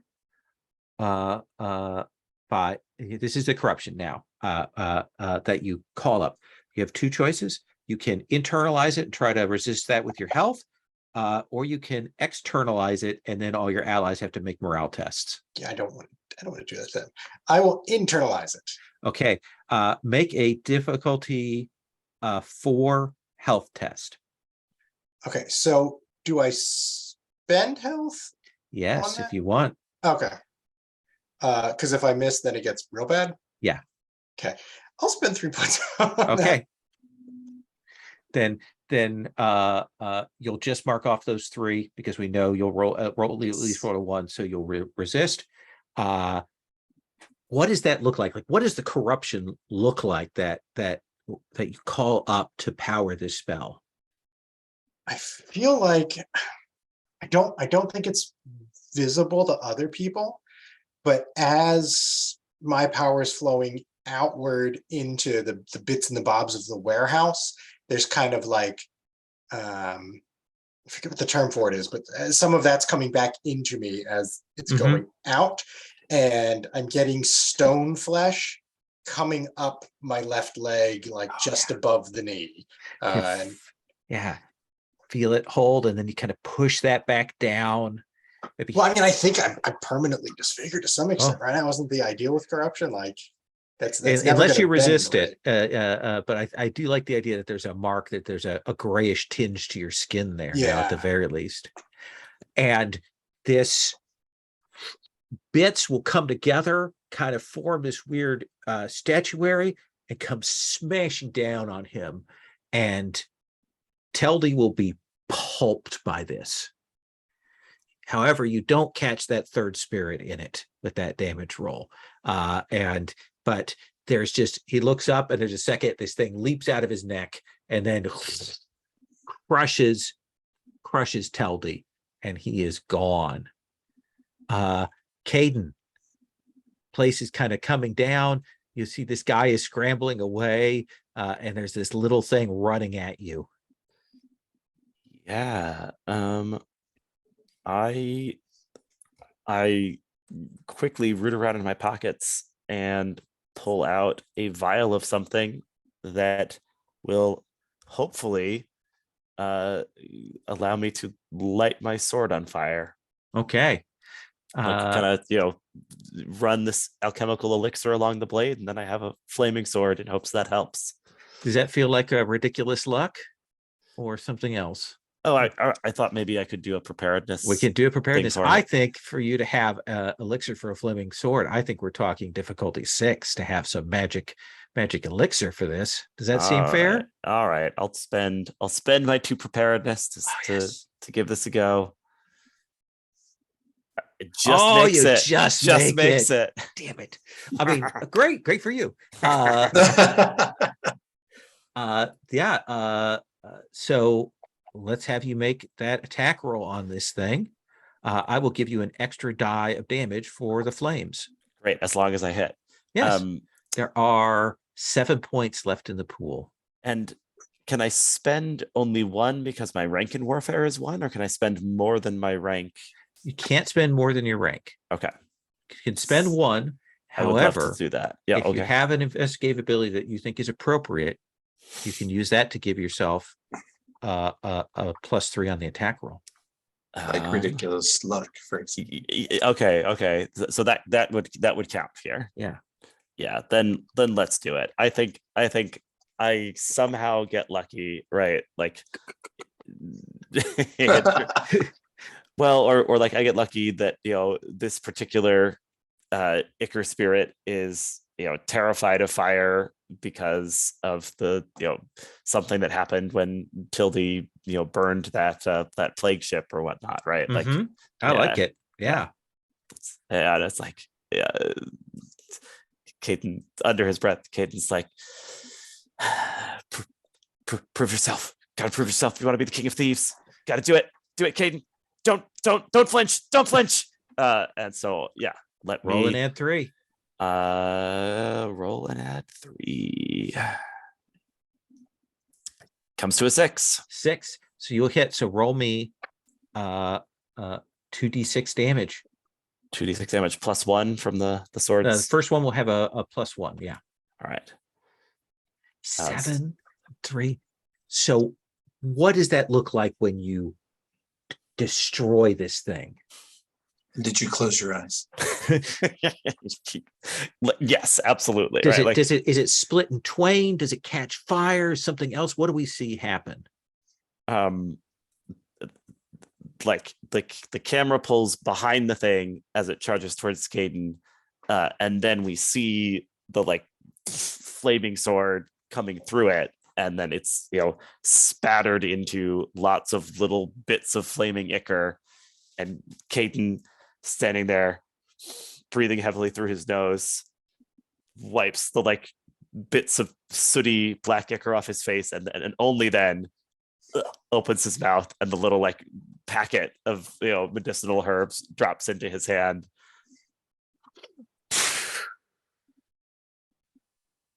And cut over Bronwyn, this thing kind of battered on it, and it kind of grabs onto the hand that's got you, and it is going to try to do some damage to you here. So that is not enough for a crit, but you are going to take this +2. You're going to take 5 points of health damage, and I think you have armor, right? I have armor, and if it's a disease attack, I might have extra armor. Okay. It is a disease attack. So do they stack, or is it just the best one? It's just the best one. Okay, then I take 3 health. Okay. So yeah, and you can feel your hand burning, and you've got a hold of this thing. And I think that's when you hear this screech, and you see this thing come out of the sky as you see that last spirit that leapt out of Teldy's throat, like kind of, it's like pulling some of Teldy's blood up to make itself a little bit bigger.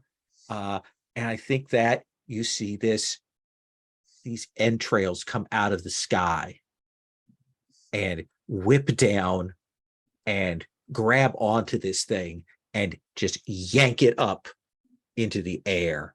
And you can feel Ogstreth, this like release as Silea consumes one of the 2 remaining spirits, but you also feel her eyes are on you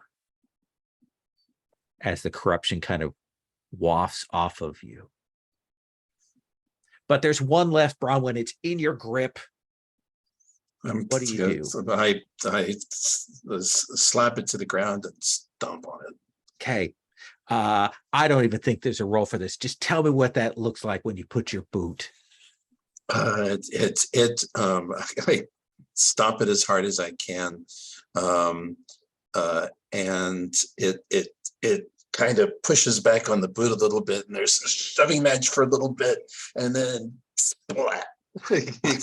Gives way. It gives way suddenly and splatters on the floor. And just this ichor and the smell of sick around here. And you'll see, like, as people describe it, that kind of fireflies in the air around the Pangolin. And it's clear she doesn't want you to see her. And she's gone back up into the sky.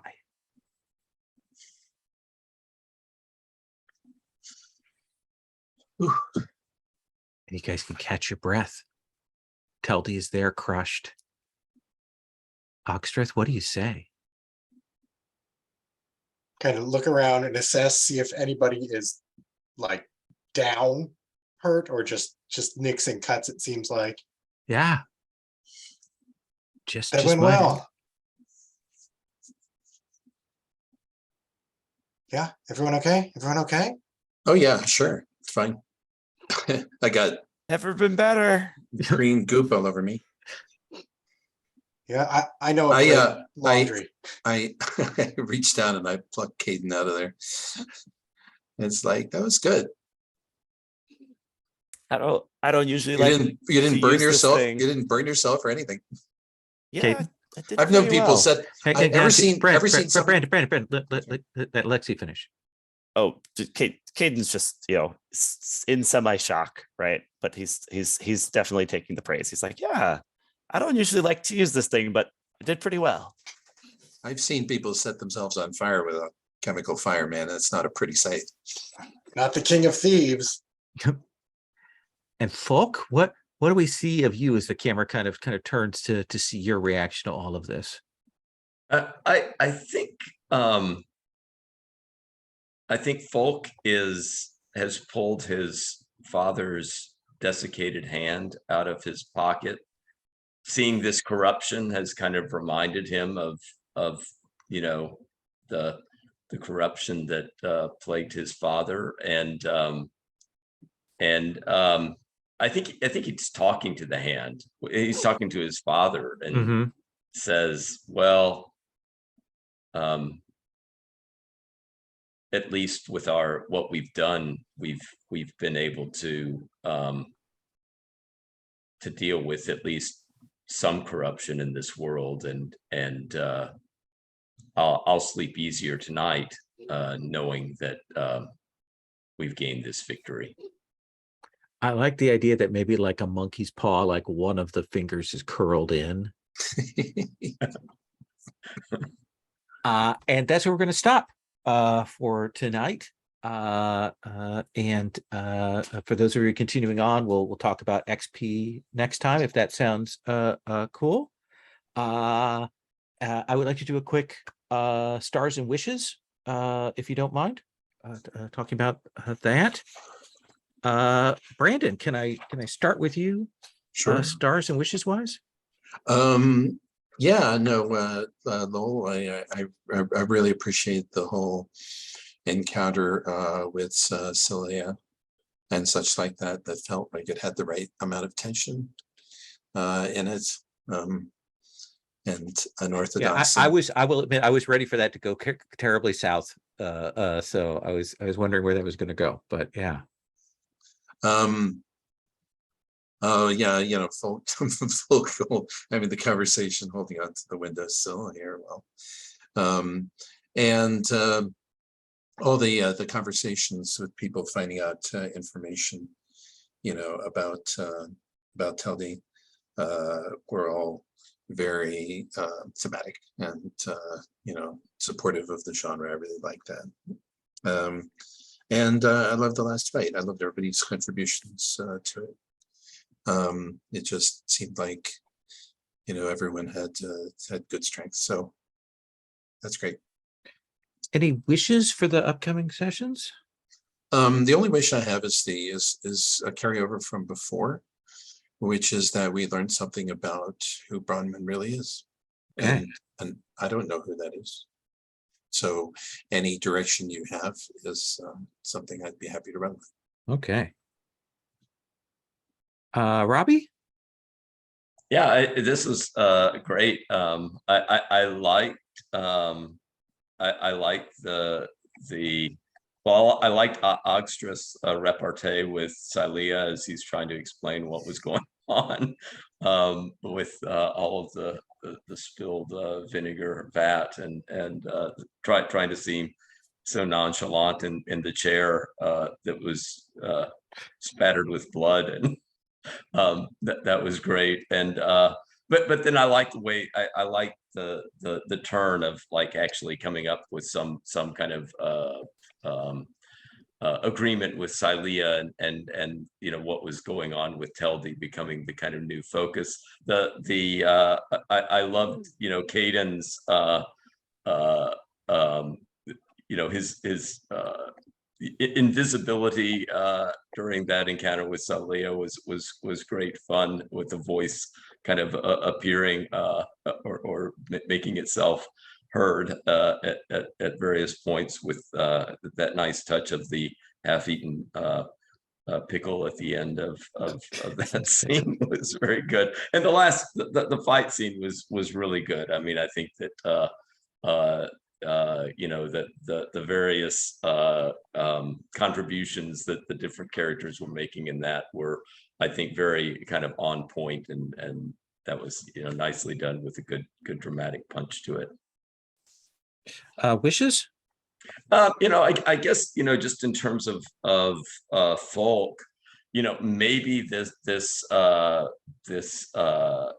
you know, encounter does get notice of the Triskadane or something like that, so that maybe you know, folks desires to, you know, get some type of established position, you know, that there will be movement towards that. Nice. Alxrith. I really appreciated all the small character moments. I mean, in addition to the big cool things that people were doing, just like the little bit where Falk was like, yeah, I'm just going to mention Telty. I'm going to come out and say, hanging out of the window. And Caden's little bits of bravado that weren't strictly necessary. And Bronwyn throwing in some of the long-lived experience and like, oh, it was like that plague ship. It was like that one time. It's like, not necessarily dwelling on any of the backstories, just kind of peppering them in is really fun. And I love the body horror stuff. That was fantastic. Squeamish, but just the right amount for me. And I appreciate, I don't know if it's the system or how you're running it, low, but like the combat is as interesting as the not combat, which is not often something I see in games. That usually one is much more fun than the other, but I found myself enjoying both. There's an interesting thing when you've got resources as a real push in combat like this game has, that changes some of the dynamics. And I was thinking if our pool was smaller, it might have been a much different story in that last battle. Wishes? Just to see more of what's going on in Eversink. Ideally would like to see some more about the Church of Denari. Okay. Which would also give me a really good chance to put my foot in my mouth some more. All right. We'll see. We'll see if we can get a church-based mystery for the next one, or at least church tangential. And Caden. Yeah, big star for Ogstreth's sorcery going off in that last fight. Like that in particular was so cool. I loved the singing statues. I loved, you know, bringing Silea back on stage for the final battle, and just the you know, seeing the type of kind of power and corruption that sorcery can wreak. Cool get a window into that part of the world. And I liked Caden's moments, including, you know, being forced into combat at the end. Start to the system for that interesting possibility of getting, you know, a fairly big bonus from spending an investigative ability in combat, because that was kind of a fun, you know, pool to realize I could draw from when I was otherwise pretty tapped out at that point. A wish for me is to be careful about positioning my character to lurk too much. I think I'm still figuring out the balance of playing a thief type and not accidentally sidling myself and being like, oh, surely they'll need an ambush at some point here. On the plus side, if you don't make a session, we can just say that you were lurking the entire time. Just never came out. Well, that's the thing. I've signed up for some of the later November sessions, just to still, you know, still figuring out the balance of gaming with my teaching life. So I was thinking as a wish, just that Caden could be involved in some manner of scheme and or trouble by the time he reemerges. So okay, know, we'll definitely get a love letter move for you for when you come back. Beautiful. Yeah, that's permission to, you know, embroil him and stuff, and you know, a request to you know, kind of push on some of his ambition and bravado. Awesome. Thank you all so much. It was fun to do kind of a bigger set piece battle for me, to try it out and to see people using more parts of the system. It is a more dynamic combat than some of the other GUMSHOE things, and I'm really liking that, and I really like these characters, so I'm looking forward to doing some more mysteries in November. I'm going to stop the recording.